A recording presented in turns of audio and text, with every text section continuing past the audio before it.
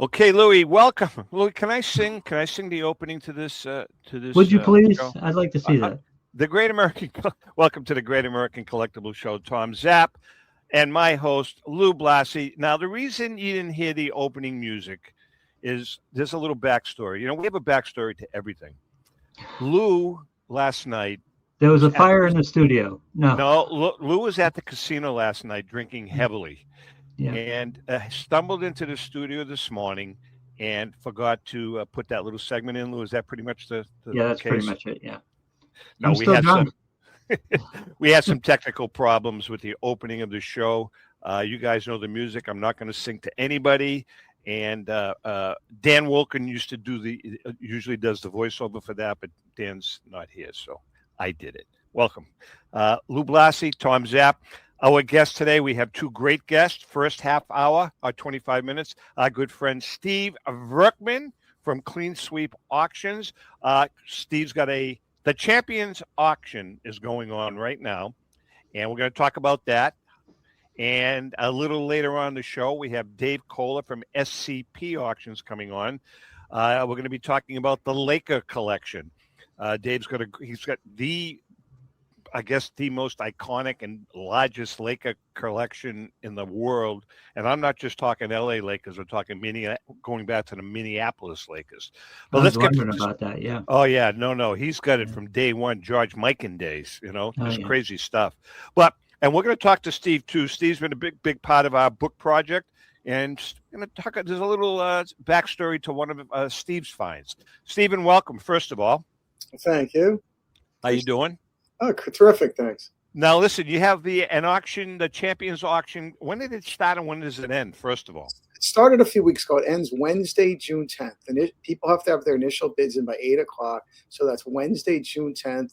The auction's at cleansweepauctions.com, and it's a really good one. Yeah, I was going through it, man. You've got a little of everything. You got a lot of memorabilia. You got a lot of Ruth and Gehrig items. Can you talk about those first? Sure. We have, the 33 Gowdy Ruth cards. There's just an unlimited market for them right now. So we have a run of lower grade Ruth cards and Gehrig cards from 33 and 34. There's a beautiful number 61 Lou Gehrig 1934 Gowdy. That's just, you hold this card, you're like, wow. We have autographs. We have a 1948 Leaf Premium. We have other oversized issues. So there's a nice mix of Babe Ruth stuff in the auction. I was going to ask you, Steve, getting back to like the 33 Gowdy, Ruths, Gehrigs in a low grade, low or mid grade, okay? Over the years, I mean, obviously, most of the collectors in the world cannot afford a PSA 8 or 9 Ruth or Gowdy Ruth or Gehrig in the Gowdy collection. So I can't afford it. I buy a 1.5 today in 2026. Is that card going to continue to jump? So what's it going to be worth? I'm not asking you to be Kreskin, but is that card going to appreciate in 3 or 4 years? I mean, there's no way to know. Right now, they're in enormous demand. They've appreciated a lot in just the last year. Most of the explosion in those cards is post-COVID. So they've had an enormous run. But so many new people keep coming to the hobby that want them. That's what's driving. It's not being driven by the core hobby people. This is driven by these new people. Some of them, I don't mean this in a derogatory way, are a little bit day trader-ish with what they're buying, and they're going nuts buying these things to flip them. And that's all cool. It's a big part of the market. So just everybody and their cousin, wants these cards right now. So the market's on fire, but who knows? But they couldn't be any better now. That's for sure. Yeah. I mean, that's what I'm thinking. Go ahead, Louis. I'm sorry. You already went into it, Steve, but I want to talk about that detail a little bit. That's kind of what the modern market has done to the vintage market. It's brought in these kind of use the quotes, day trader type of guys. And that's just bringing more money into the hobby, which is fueling appreciation, right? Yeah, the only risk is if a whole ton of them decided to get out at the same time, you never know what could happen. In the old days, if someone would make a collection, it would sit there for 10, 20, 30 years. It would be the old 3Ds of the auction world: death, divorce, debt. You sell something, it wasn't going anywhere for a long time. Now someone buys something, it's on the market almost the next day or a week or two later, and the market, can support it. There's so many people out there looking for stuff, and it's everywhere in the country. It's not concentrated in one place. It's not a few people driving the market. The market, it's just indescribably, deep and wide right now for quality, graded vintage cards. All right, Steve, let's get to the your opinion. And we're going to get into the auction. We've got plenty of time here. Some news came out that a couple of things, that PSA is going to kind of shut down a portion of their grading for a couple of months because, quite frankly, I think they're a little overwhelmed. I know that Pokemon has taken a big chunk of their grading. So that's on one side of the coin. On the other side of the coin, they're investing $200 million, and they're going to be hiring 1,000 additional people. What are your thoughts on all of this? Well, I hope they do. I mean, it's just as a customer, it's frustrating because we want to get our stuff back for our consigners to put things to auction, and we don't really dip our toe into the Pokemon market, for better or worse. So we're not in that world. But it's just people want to get their stuff back, and people that sell us stuff and consign stuff to us, they're not getting their things back, and it makes it hard for everybody. But at the same time, if vintage, like a lot of the people say things like, oh, they should just spin off vintage into one niche. Well, if they do that, you're going to really hate the prices probably if they were to do that and make it its own company. Then it becomes a very boutique-y thing, which maybe it is. So it's tough. You just you hope they can get this taken care of to let everybody get their stuff so they can fool around with it. Do you feel that's going to be the answer? I'm sorry. Do you feel that's going to be the answer, Steve? Or is there something else in the works? I mean, with a market demand like this, or with a market hole like this, usually something comes along to fill it. Yeah, I mean, capitalism isn't working the way it's supposed to. I mean, there's nothing else to say. I mean, that brand is so powerful, and we get our best cards, we send them to PSA. But you have other options, but the PSA brand is so much more powerful than the other options. That's the issue. I think that if listen, it's been a bumpy road for them. We all know that, and that's because they are so big and they have so much inventory coming in. Yeah. Point being is, I think that if PSA, if it was a smooth running ship, I mean, it would be a really, really tremendous thing for the hobby if it was a smooth running ship. So hopefully they're going to work it out. Steve, autographed baseball items. You've got at least 100 in the auction. I mean, a little of everything. Can you talk about that? Autographs are still really, really hot.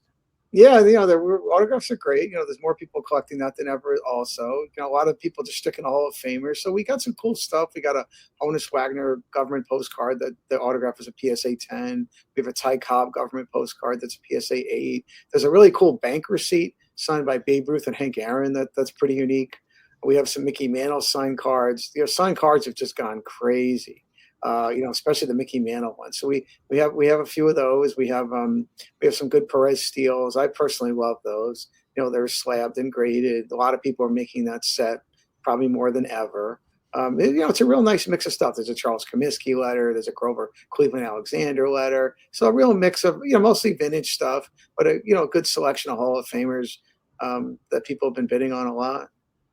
Very cool. Very cool. Basketball cards. Basketball seems, at least modern and ultra-modern basketball, really has picked up ahead of steam over the last couple of years.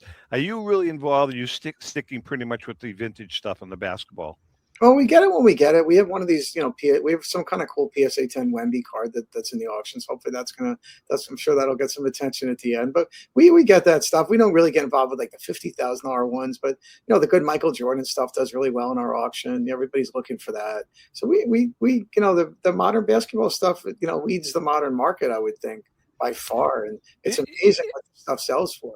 But I have mixed feelings about the foundation of it, of the modern basketball card market, because it seems as though it's really, really being controlled by the card manufacturers. We've talked about it in the past. You create a one of one that's card signed by Michael Jordan and LeBron James, a card signed by Wemby, and pick somebody else, anyone. I mean, what are your feelings about that? I mean, they're really creating they're creating a market. We call it manufactured rarities. Yeah, manufactured. I was going to say manufactured memorabilia. That's what they're doing, and people want it. I mean, it's not for me to judge. It's not my cup of tea, but people love these things. They get really excited about that, and people just go nuts over it. And these things can sell for enormous prices, especially these limited print cards. So people, they want to have the 101 thing. They love it because, hey, I'm the only one that has this card. Nobody else does. So Sure. that's the selling point, and it's a good selling point. Good people point. go nuts over them, and it's probably not going to stop. They love, they love having something unusual and rare. It's the it of the collector. So that's how they, that's what they market to, and people love it. Yep. Are you kind of forced to play the market to a certain extent? I mean, what if Wemby's a champion 2 weeks from now? Oh, the cards are going to go up like crazy. The problem is like how much money got spent on Zion Williamson. Like one card sold for $1 million. That's a perfect example, man. That's a perfect example. You never know, or Wemby could break his leg next year, or he could be the next, or he could be the next LeBron James and be bigger than. And it's the same thing. It's the same thing in baseball. I mean, how many people spent huge amounts of money on Juan DeFranco cards? When he first came out. And that went by the wayside. Steve, there was another area. Memorabilia. Seems to me that good quality vintage memorabilia has really, really, really picked up a head of steam in the hobby, baseball. Your thoughts on that? Are you seeing much more of that? Yeah, if you get the right thing, it's like the mediocre, lesser memorabilia is a lot harder to sell than mediocre, lesser quality cards. But if you get something really good, we had some really good pins in our last auction. And our last auction, I almost couldn't believe this. We had the scorecard from the Bobby Thompson home run game, and and it got $8,000. The scorecard. Wow. So if you get good pins and good pennants and like higher quality memorabilia, obviously the game used equipment. In the last Leland's auction, a Mickey Mantle bat got $100,000. I forgot the grade. Was well above expectations for what we thought it would sell at. So it's strong as heck. But it has to be. I would say the memorabilia buyers, I'm going to get into trouble here, are a little more discriminating maybe than the card people. Well, no, I would agree with that. I would certainly agree with that. They won't just buy schlock. They're not going to. You can't repackage a manufactured thing. They're very smart. They're very shrewd. I used to call those people professional collectors. They know exactly what they're doing. And, the tickets have gone crazy. People want all kinds of permutations of any game Sandy Koufax won or Jackie Robinson did so-and-so in this game. So that stuff's become huge. Well, I was reading an article about the whole ticket market. The ticket market is going to continue to escalate. Reason being, they don't get tickets anymore. They don't make them anymore. Everything is through your phone online. When you go to the ballpark, you just hold your phone up. So printed tickets, I think they're already a thing of the past, and they're continuing to rise in value. Oh yeah, no question. But it's more specialized. Like in the old days, everyone would just want to get all the tickets for all the World Series games, and they didn't really care about regular season tickets. I'm sure we sold Clemente record home run tickets and hit games tickets for $5 and $1 over the years because there was no demand for it. Now, it's become much more specialized because of the internet and grading, with games people are looking for and specialized tickets. But whereas the World Series tickets are okay, some of them have actually gone down from 30 years ago because there used to be so many collectors were trying to get every ticket. And then the stuff would sell, honestly, better than cards, a lot better than cards, in the 90s, believe it or not. Really? Yeah, and then things, you had to like run a World Series tickets in the 50s, you auction them off. People come, there'd be like 20, 30 people fighting over those runs, trying to fill in every ticket. Yeah, we were just, Joe Orlando, I was talking to Joe yesterday. We've added one more item to the book that's going to be really cool. He's got two people, it was a find. 1948 Ruth Bows Out game, Right. 1948.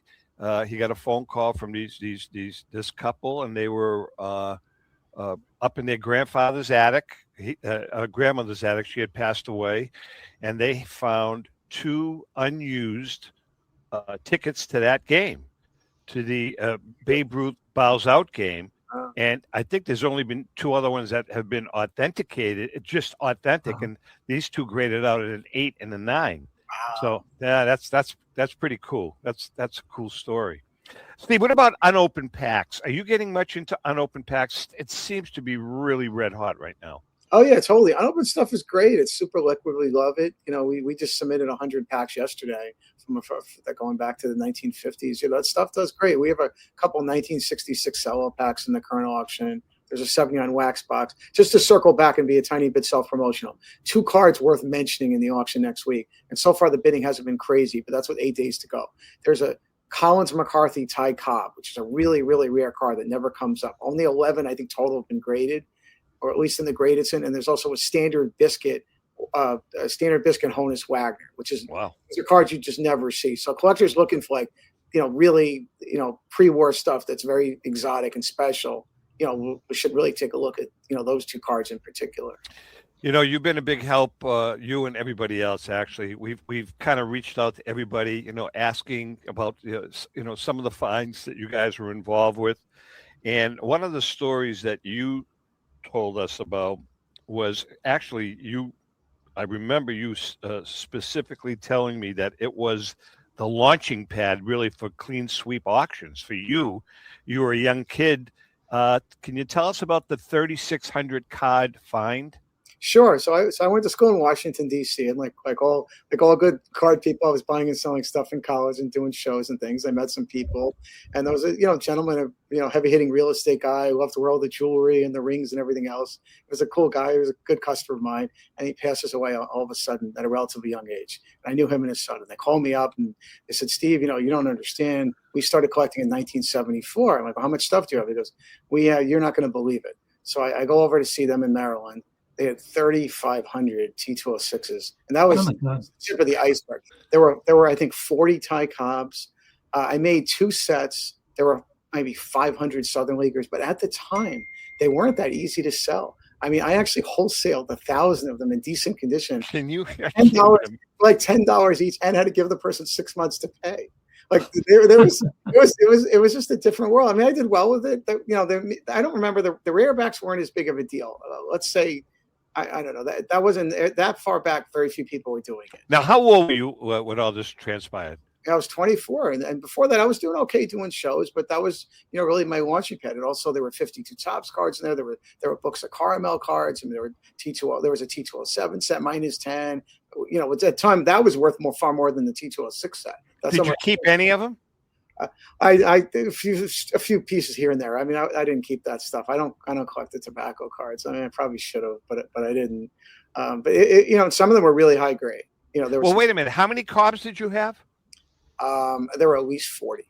I mean, it was crazy. There might have been like 70 Lajoie. So I had the cards for years, and I'd come to shows sometimes. I'd have 10 each of some of the Hall of Famers. And it was a lot of fun. I didn't grade them at the time. Grading was barely existed then. Yeah, I mean, I can remember when I started, I was collecting T206 cards, and I was paying $15-$18 a card at the time, raw. And I mean, obviously, those prices have gone up dramatically.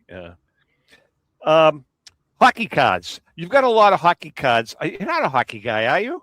I mean, I have to say, I don't know much about the sport, but I just think the cards are cool, and I just know it from trading with it. And I think it's interesting. Like, I feel like the card companies for the hockey cards worked harder to make the design and graphically more interesting, because maybe they're going to be harder to sell. Like, they look cooler, and sometimes the football cards too. Like, I feel like they worked harder on the Bowman football cards than the baseball cards and the hockey cards. So I like the design of it. I think the cards are cool and the players are cool, but I'm far from any kind of hockey expert. But we have a Bobby Orr signed rookie card in the auction. Very cool. Some really big groups of signed cards. There's a 1998 O-Pee-Chee set with something like 600 different signed cards, including Gretzky and Orr, that someone got in person. So we've always done very well. You're piquing Lou's interest. Is the Bobby Orr card period signed, or was it signed later? Do you think? It was signed later, but I mean, it's still a big deal. So that yeah. So that's a big thing. But hockey cards, they always do really well. You don't see them as much. I mean, years ago, actually, another find I could have told you about. Years ago, when I went to that show in Toronto a million years ago, I think I once bought 500 of the C55s and 6s and 7s. Wow. From George Vezina's grandson. Oh, really? God. Yeah, yeah. And at the time, those weren't so easy to sell at that time either. I mean, we've since re-auctioned them, and from some people who bought it from us and reconsigned them. But now they'd be worth a fortune. But yeah, that was an exciting one too. I'm always surprised how in some markets they're not much stronger, because hockey has that shared history like baseball. You can go back, and if you're a hockey fan, we grew up in Boston. If you grew up in Montreal, if you grew up in Chicago, you go back generations with some of those older hockey players like gods, just much like baseball. Well, I think in Canada, Lou, I think the market's pretty hot in Canada. I think it's always been hot. Oh, sure. I can't remember. There's an auction house that really just specializes. They're like almost like the heritage of hockey up in Canada. I can't remember. Is it Classic Auctions, Steve? Yeah, that might be right. But I'll tell you this, though. When we get good hockey stuff, most of 90% of the time, it stays in the U.S. because I know maybe the Canadian guys don't want to pay the tariff or the duty. That's interesting. One time we bought years ago, I bought from a really nice guy. I paid like $50,000 for a PSA 8 54 Topps hockey set. I mean, it's insane. And I made money. And that one I remember, some guy in Saskatchewan spent like $35,000 on like 10 of the cards. I guess the 10 toughest eights. And I was so worried about getting paid. But, the guy covered it. I'm like, this guy in Saskatchewan is buying these cards. It's crazy. Listen, we have a couple of minutes left. Okay, go ahead, Louis. I'm sorry. Talk to me about the economics, your conversations with consigners about unopened product and complete sets, because I know there's an equation going on there. With the unopened products, it's kind of a gamble, but the market may support it. But with complete sets, there's a couple cards in there that are pretty valuable. So what are the conversations like economically for whether to break up complete sets and open packs or sell them unopened and complete? Well, we don't ever open and high quality unopened stuff. We're not gamblers. I mean, I believe it or not, I can't remember the last time a consigner even thought about us doing that. But in terms of complete sets, that's always a tough call. So we just took in amazing collection last week, like the most interesting collection I've ever had. So like there's T206 set, your T205, T207, T3. And it's such a tough call whether to break those things up, into like 5 or 10 or 20 lots or just leave it as a set.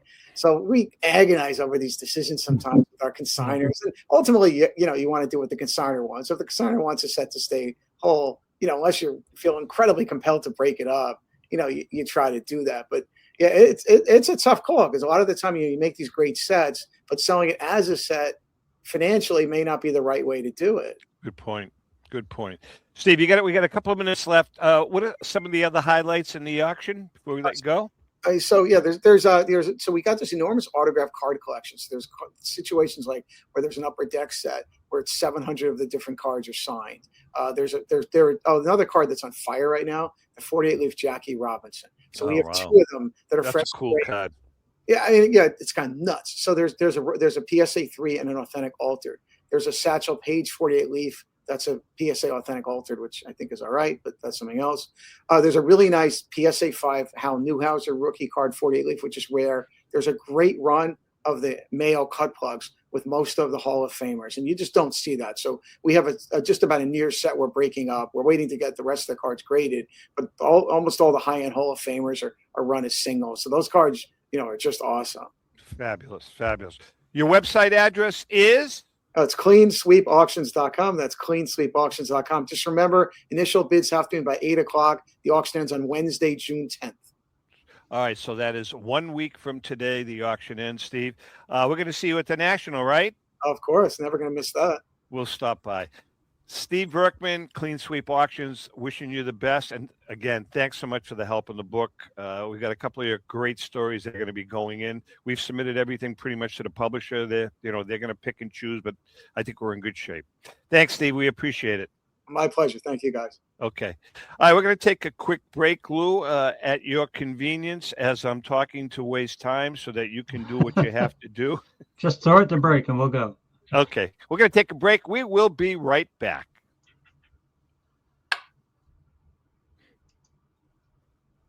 Brian Drent and the staff at Denver's Mile High Card Company have led the charge in the collectibles hobby.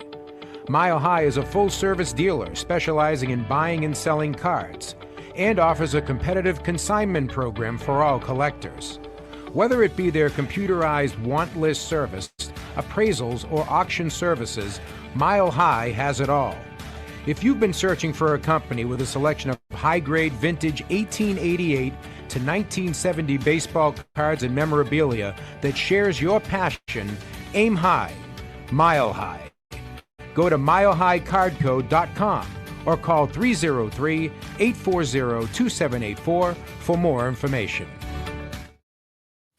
For more than 30 years, Robert Edward Auctions has been the industry leader when it comes to helping you realize the most money for your baseball cards and sports memorabilia. In addition to their unparalleled reputation for honesty and integrity, they reach the largest number of bidders in the business and offer lower seller's fees, as well as generous cash advances up front on your valuable material. Contact them today at 908-226-9900. That's 908-226-9900 or at robertedwardauction.com.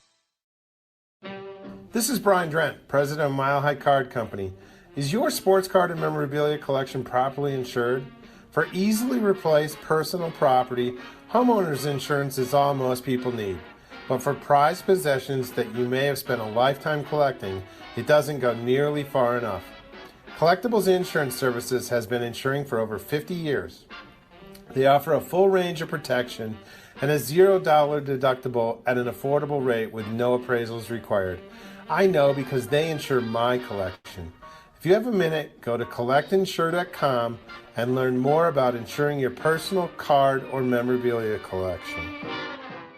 Hi, this is Dan from Memory Lane Auctions, here to remind you that the renowned Memory Lane Collectibles Company has served as a beacon of light to the collecting community for the past several decades. Indeed, folks, it has been our utmost privilege and pleasure to provide the most enthusiastic collectors with an abundance of the finest sports cards and memorabilia for America's most coveted sports personalities via our world-class auctions. Whether you choose either a private sale transaction or the auction route, Memory Lane cordially invites you to reach out to us to maximize the value of your prized possessions. Also, it is not just sales that we pride ourselves on being the best of the rest, because if you are seeking a particular keepsake for your esteemed gathering, we will be relentless in our quest to find that special piece to fulfill your collecting dreams. So no time to wait. Reach out to us today for the purposes of capitalizing on our unparalleled marketing capabilities. Simply pick up the phone and dial 877-606-5263.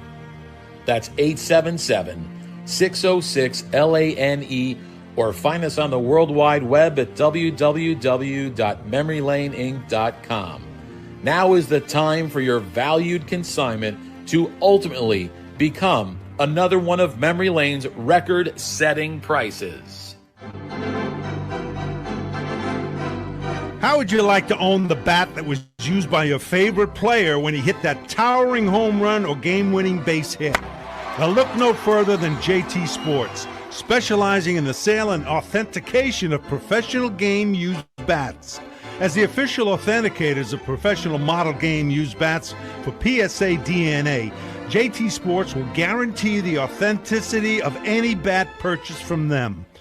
JT Sports also buys and sells game-worn uniforms, gloves, and baseball equipment. The unique quality of the collectible is what JT Sports is all about. Give them a call at 609-487-8003 or check them out at GameUseBats.com. Okay, we are back. And again, there's no music. And the reason there's no music is because Lou put it all together. Is David with us? He was here. He dropped off. Oh, okay. He'll I'm sure. Probably be back in a second. I'm sure Dave will be back. Dave Kohler from SCP Auctions. I got to tell you, Lou, I have to pay you a tremendous compliment. Again, I like to hang out on Dirty Laundry. It's always fun. Prior to coming on the show, I got a call from Lou, maybe 20 minutes, a half hour before the show came on.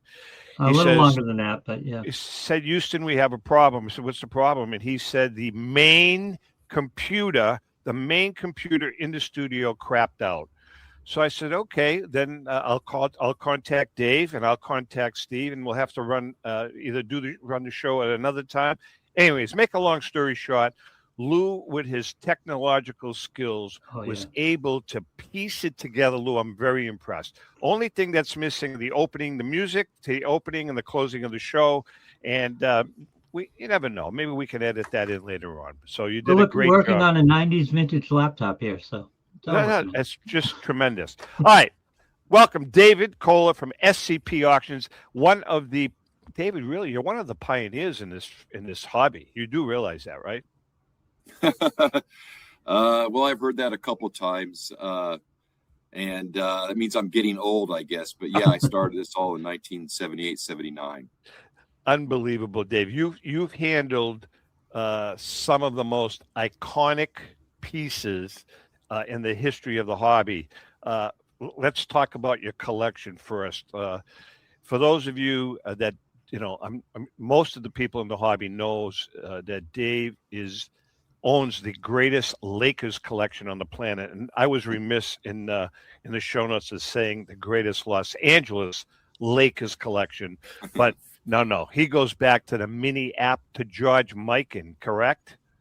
That's correct. Yeah, it starts from the beginning of the Laker franchise in the late 40s. Of course, you mentioned George Mikan, so the Lakers were the first dynasty in professional basketball, winning 6 championships from the late 40s through the 50s. And so the collection I have that I started about 40 years ago, my personal collection, obviously, I own SCP Auctions, that we do auctions and private sales to the biggest collectors in the world. But on the private end, I built what we call the Lakers Shrine. Starts with Minneapolis Lakers, all the way through from when the Lakers went to Los Angeles in 1960, and certainly all through the years, the Jerry West era, Elgin Baylor, Showtime, Magic Johnson, Kareem, and that whole gang. And of course, then we get to the Shaq and Kobe era, and you fast forward to what we have now with Luka and LeBron James. I know. I mean, talk about a storied franchise. Let's talk about the collection first. Can you highlight? What's behind you is absolutely incredible. Without talking about the jersey yet, what are some of the highlights of your collection? It's all encompassing. It includes hundreds and hundreds and hundreds of game-worn jerseys that I've collected. Again, from the beginning, I have George Mikan's collection with his game-worn jersey from his championship year. Good. Photo match and all documented, all the way through every name. I've got all the jerseys. I've got awards, trophies, the biggest Kobe Bryant collection, game-worn shoes, Kareem's goggles, Kobe's cast when he broke his arm. I mean, you name it, I probably have it when it comes to Lakers. Now, it's not open to the public, or is it? There were rumblings that I heard that at some point in time you were considering maybe a museum of some sort, or was that a rumor? Yeah, eventually that could happen. There's been a couple times over the years where the Lakers have taken 50 or 100 pieces and displayed them, kind of a temporary pop-up museum, so to speak.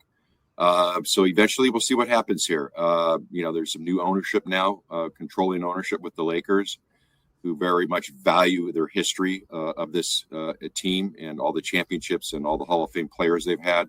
So we'll see where that goes. But right now it's private. When you and I were talking on the phone, I don't know, maybe a month ago, you had just seen the Jerry West documentary, and you couldn't say enough about it. You highly recommended it.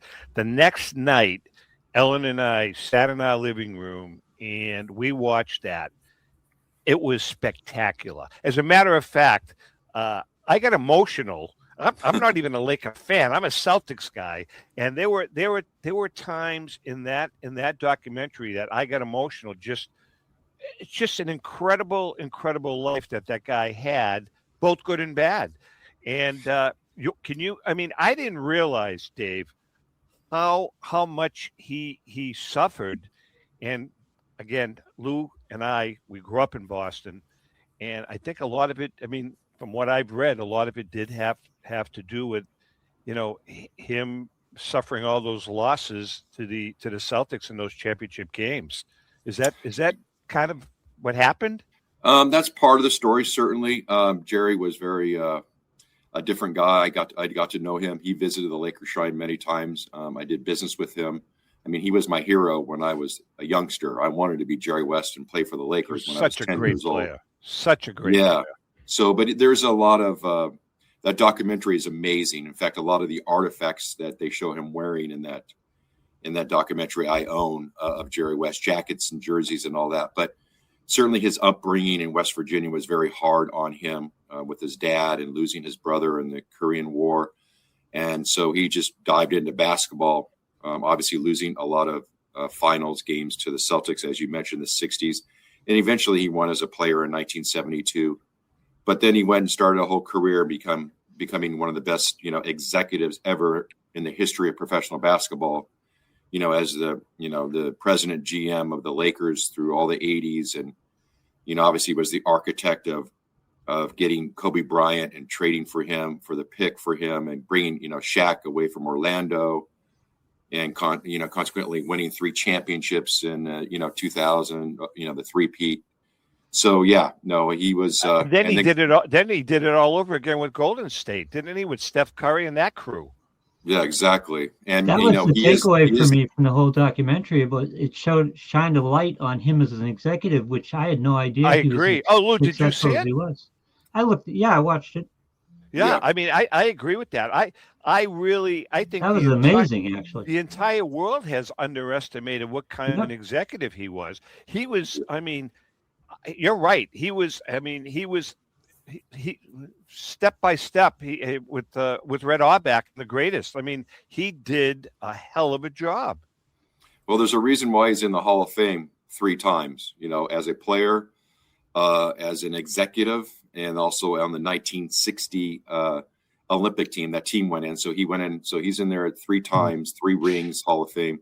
And let's not forget, he's the logo. Yeah, that's I mean, that says it all right there. The logo. And the documentary was, I loved it because Jerry was he was very shy in respect to media and things like that. He just was very uncomfortable with it. But when you watch this, as you guys did, you can see where he was willing to get interviewed. He didn't know he was going to pass away a year later, and sharing a lot of home videos, just a lot of things that no one's ever seen before. Yeah, it was a great documentary. We really enjoyed it. So let's talk about, you have, I mean, your collection is absolutely amazing. Thank you.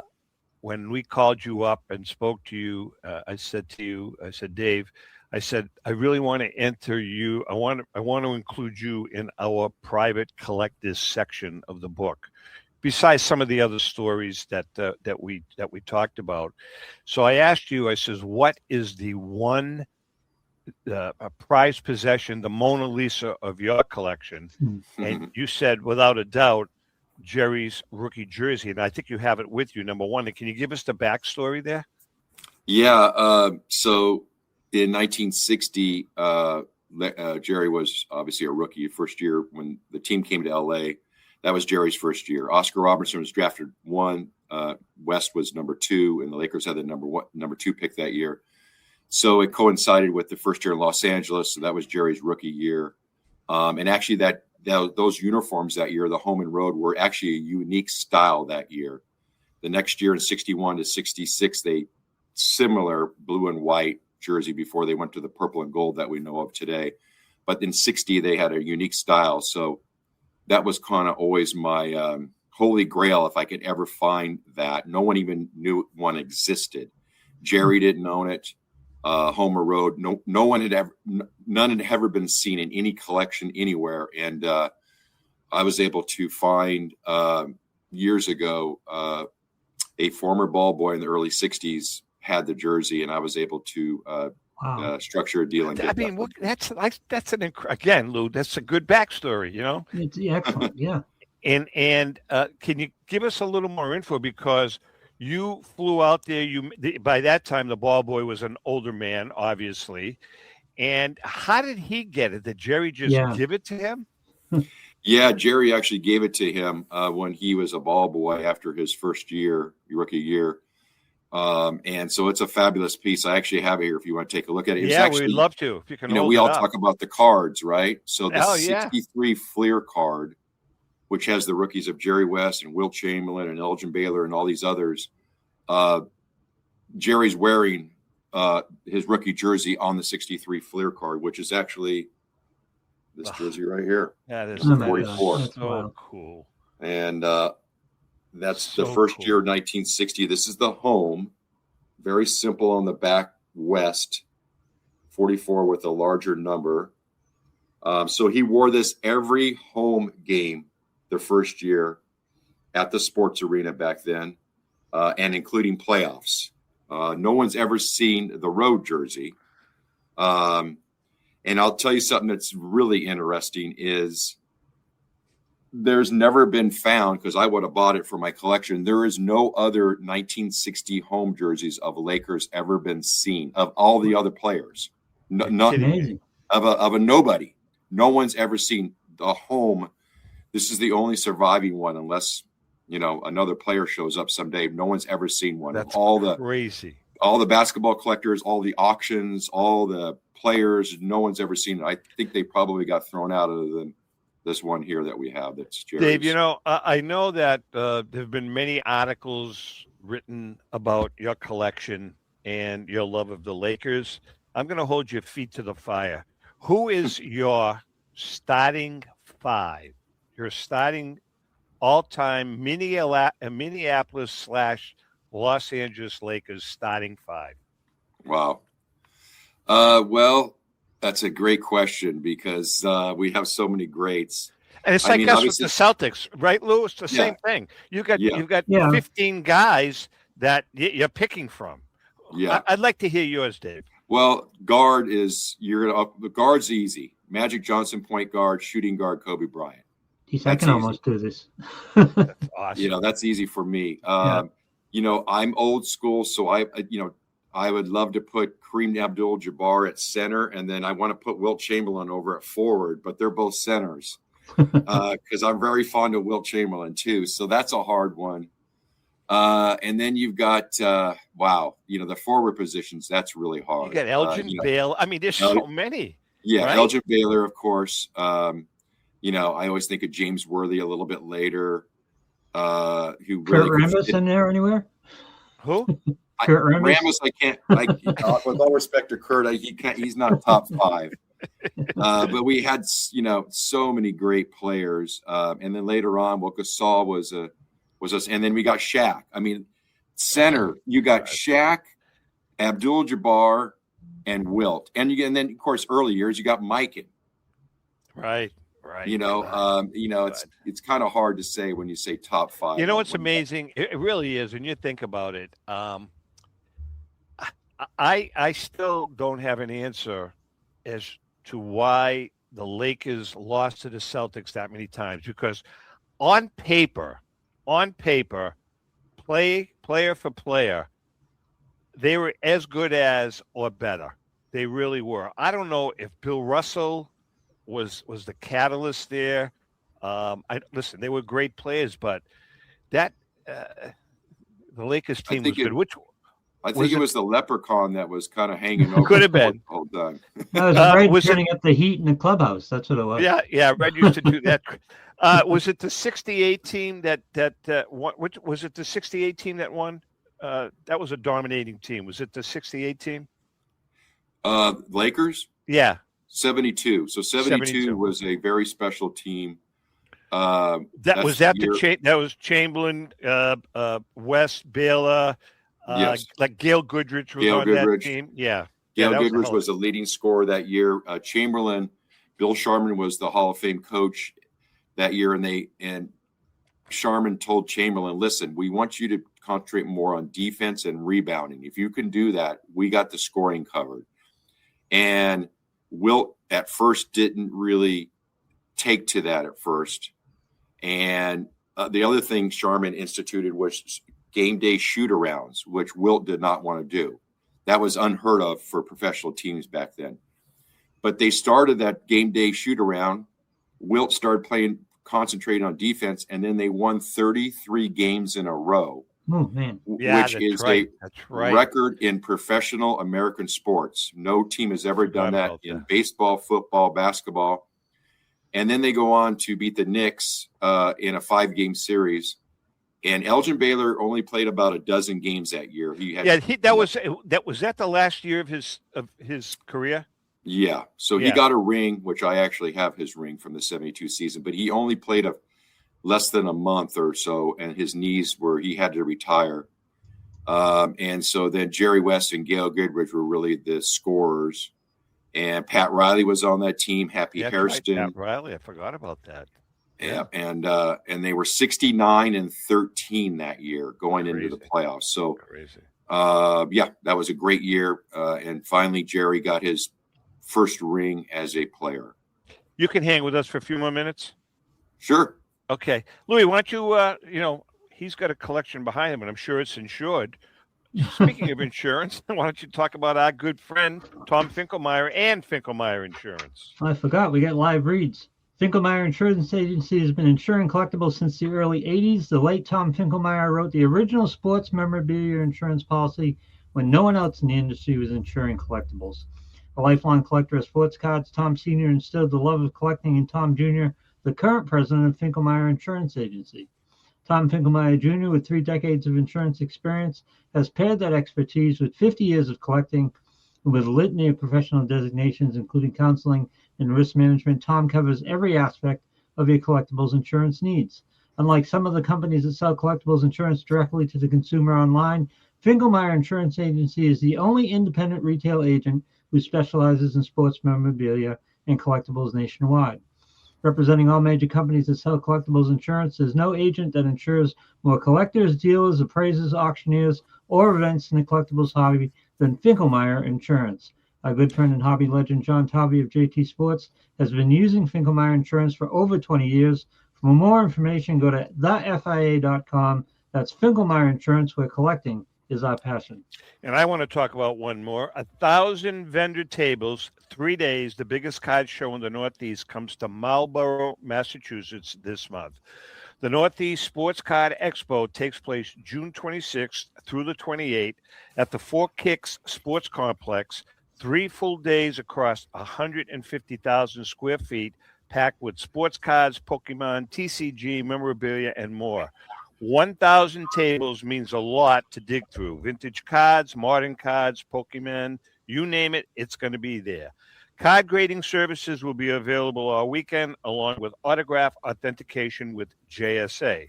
Plus, meet more than 50 autograph guests. Every paid admission includes 1 free autograph from each celebrity guest, redeemable during their scheduled appearance times. Get your tickets now. And it's more than just cards. Trade night over 2 nights, raffles, World Series trophies, mascots, food trucks, and more all weekend long. Plus, a different commemorative show poster will be given away to the first 200 attendees. General admission, $20. Early entry and super entry options are also available. And, of course, kids get in free if they're 12 years or younger. That's the Northeast Sports Card Expo, June 26th through June 28th in Marlborough, Mass. Go to northeastcardsexpo.com. I want to ask you, because we have a couple of minutes left, Dave, and I want to ask you, one of the sections of the book we're doing is called Lost Treasures. And we kind of, we put our heads together and kind of investigated some of what we call the lost treasures that were never found. We thought that would be kind of a fun thing. One of which is the Wilt Chamberlain 100-point basketball. Any ideas on that piece of memorabilia and that game? I mean, the guy scored 100 points. There's no footage. I believe there's no footage of that game, correct? No, there's no footage of it. That's a great question. No one's ever seen that ball. I bought Wilt Chamberlain's collection from him many years ago. I had a lot of his, and I still have a few pieces from the Philadelphia Warriors. Most of what I kept, of course, is Lakers. And I asked him where the ball was, and he said he had no idea. There's different theories. Some people said that a kid grabbed the ball after the game, and then other people said the ball was taken into the locker room and autographed. But it's never been found, and that definitely would be, Mona Lisa of if that's ever surfaced and has the provenance and authentication and all that. What I do have actually that's not the 100-point ball, but in my collection is when Wilt set the all-time scoring record for total points of a player in 1966. I have that ball that I got from him that's inscribed on there as such, with a photo of him holding it in the locker room afterward. Pretty cool piece. But cool it's not the 100-point ball. How did you get, David? Let's take a step back to the very beginning. I know you've been in this hobby, and by the way, I was telling Lou, you handled the Mona Lisa of cards. You sold the T206 McNall Gretzky card, didn't you? Yeah, the PSA 8 Hannes Wagner. We sold that back in 2007 for $2.85 million to Mr. Ken Kendrick. That's the owner of the Diamondbacks, who still owns that card, and it's worth about 20 times that now. He will never. He told me his last words to me were back in February. He sat down with his family, his son and his family, and he made them promise that they would never ever get rid of the card. That card is gonna go through his family archives for years and years and years. But how did you get into it, David? I'm talking the Lakers portion of it, way back. I mean, obviously you must have been a Lakers fan growing up as a kid. Yeah, I was. I got in the business. I collected cards when I was young. I started buying and selling cards when I was a teenager, and going to shows and opened a store when I was 21. But then on the side, obviously, I was a Laker fan growing up in Southern California. I was born in Inglewood, right down the street from where the Forum was. So it was in my blood, so to speak. And just watching the games on TV, I didn't, we couldn't really afford to go to games back then. But once in a while, I got to go to a game. But, couldn't have season seats or anything. Just following the Lakers. Jerry West was my hero when I was young. And then 1980 Showtime, loving Magic Johnson and Lakers winning 5 out of 10 championships during that decade, and just following them all the way along. And some point in the mid 80s, as I'm trading all the baseball cards and sports cards, I said, it'd be kind of cool maybe if I could find a Magic Johnson game worn jersey, or maybe a Jabbar. That was my first thought on this. And then that's kind of where this started. And then I went to a show one day and someone had a Minneapolis Laker team signed photo that I bought for, I don't know, $300 or something way back in the old days. And I thought that was so cool. And that was kind of the start of all this. Interesting. Really. 40 years later. I'm sorry, Dave. Can I take you back to your interactions with Wilt? Because in my lifetime, there have been 2 athletes who have reached mythological proportions because they weren't particularly outgoing. They weren't particularly in the press all the time, but there are lots of stories about them. And the 2 of them, interestingly enough, are Bill Russell and Wilt Chamberlain. That's true. Good point. Talk to me about your interactions with Wilt and what he was as a personality, and what, if you can, what did he think of Bill Russell? I didn't really talk to him about Bill Russell. We are, it was really more on business, our interactions of me getting his collection. And then I went back later because I wanted him to autograph a bunch of his stuff, his game worn jerseys. I had some of his plaques, like the Sporting News MVP awards, and some basketballs and some things that he had, some photos. And he was very nice about that. In fact, that was later. So I got a lot of his stuff in 1995 and 96. And then they had a show out here a few years later, and I brought as much as I could, and I arranged in the back room to have him sign all this stuff. And I couldn't bring it all. I brought as much as I could and sat down with him. He signed it. I remember he was eating a hot dog on the side there. But unfortunately, that was September of 1999, and literally 6 weeks later, he passed away. Wow. It was, it was a thrill to get to meet him and have some interactions. And later on, he sold me after 1996, he sold me his, the 50th litho, the top 50 players. Yeah. I got his litho from him, which I still have. Nice. And some things like that. Were you a UCLA fan?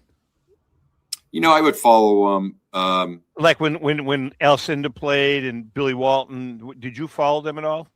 I did slightly, not as much as really the Lakers.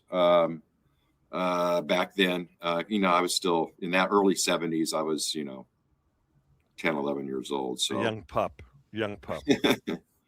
Awesome. Yeah. Dave, Yeah. I can't tell you, man, this has been a real pleasure for us. Yeah. For you to come on. It's been really enlightening. You have a spectacular collection. And for those of you, we've got some great, we're not going to give them away, but in our forthcoming book, there's some great stories that and pieces that have gone through SCP Auctions, some great finds that have gone through SCP Auctions that are in the book. One that sticks out, we're not going to get into the specifics, but the laws of baseball. Very cool story behind that. And you've handled some really, really cool stuff. You know what's interesting too, Dave? And I think I spoke to you about it. And I was talking to, I think it was Chris Ivy about it too, that it seems as though there's a lot of stories from a lot of collectors that we've incorporated into the book. And for some reason, many of them trickle down to SCP Auctions or Heritage Auctions. Yeah. Like, it's just amazing how you read the story and then it wound up with either you or Heritage or Josh Evans at Leland's.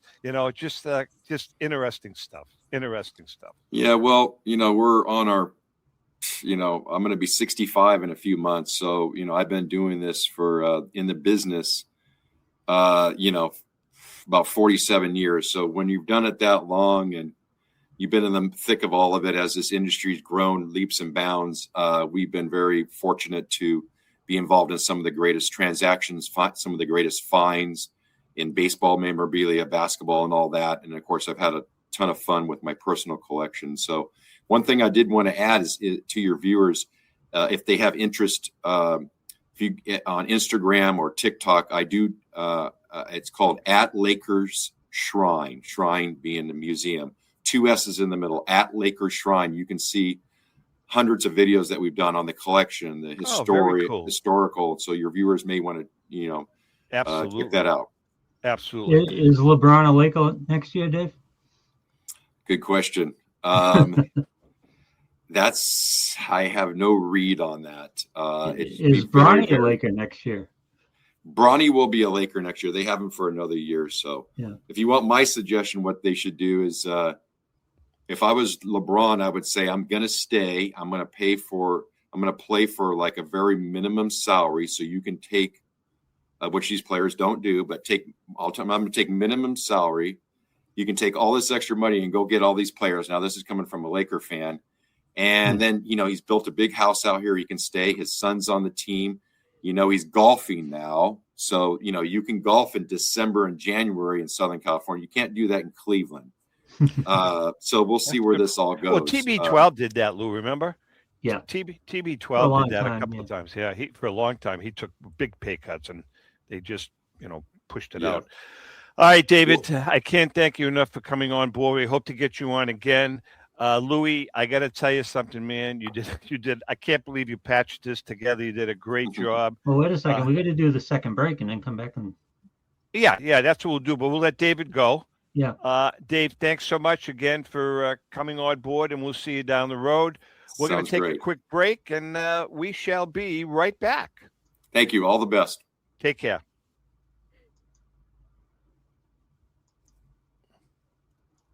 Specializing in autographed memorabilia, sports cards, coins, art, and collectibles.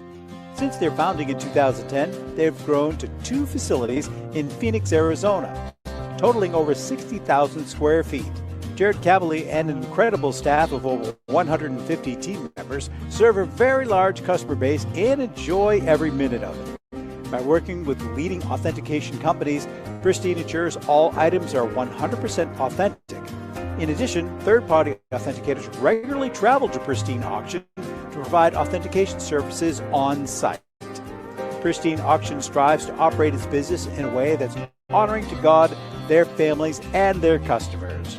With a strong focus on speed, quality, and premier customer service, their mission is to be the leading online auction for every level of collector and fan. Pristine also works for Hope Sports and Identity Hoops International, traveling to Mexico to build houses for the less fortunate.